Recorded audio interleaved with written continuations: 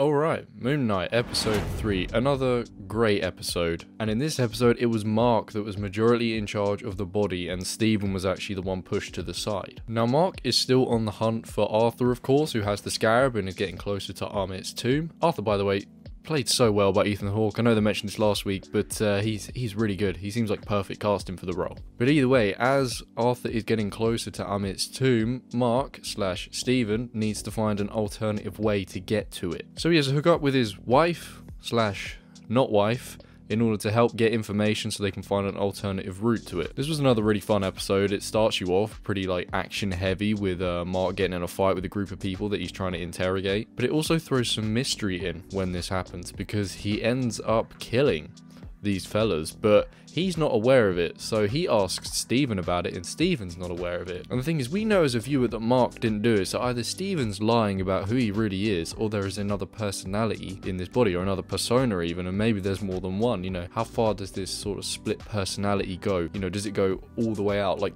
you know, the guy from Split, and he's got like 26 of them? That's just the first mystery of it, but that's sort of swept to the side for the time being, and then Mark and Layla continue on their path to try and get information about the location of Ahmed's tomb. And when they do get close to it, Arthur, of course, shows up to try and stop them in their tracks, and he seems to have knowledge on the murder of Layla's father, which is something that's sort of touched on at the beginning of the episode, the fact that he's no longer around. And then he says a line that Mark doesn't tell her the truth, that Mark knows that if she knew the truth, it would blow everything. Now, I'm not quite sure how she didn't instantly clock onto what I'm pretty sure this means, and that's the fact that Mark, maybe when he was in Moon Knight form, killed Layla's father. I mean, for what reason, I'm not sure. Who knows how much of control Mark had, but he seemed to know what Arthur was talking about, and he also seems to deny it, so I'm sure he was actually pretty aware of what he was doing and why he did it. I mean, this is quite a busy episode. We learned quite a lot. There's also a whole sort of sub-storyline with Khonshu as well, and the fact that the gods don't favour him too well.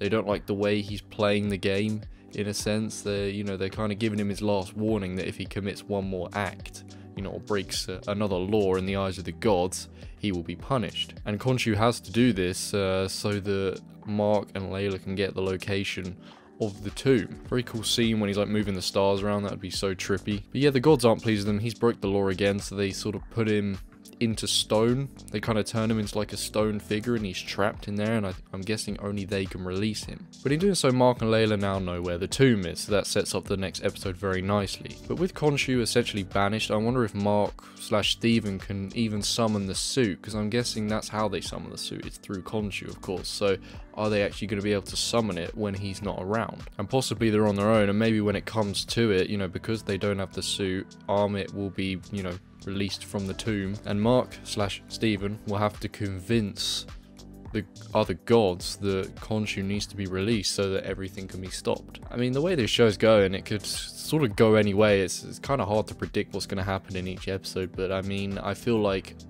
Arthur is probably going to succeed, and Mark and Steven may take a potential L. I mean, they've been taking L's for a lot of this series so far, but they could take a heavy one, and then it may take other gods to really get involved to try and, you know, fix this problem. Either way, Oscar Isaac continues to kill it. I actually see Steven and Mark as like two different actors, even though it's the same actor. It honestly, they feel so different. But either way, this was another fun, great, gripping episode of Moon Knight. Another 9 out of 10 like last week's. It's going on the right path. It's going up. I can't wait to see where it leads, and I think we're in for a real treat with wherever this show goes. I've been Joe Squared. Thank you very much for watching. If you've seen it, let me know in the comments what you think about it, and I will see you in next week's review. Bye bye.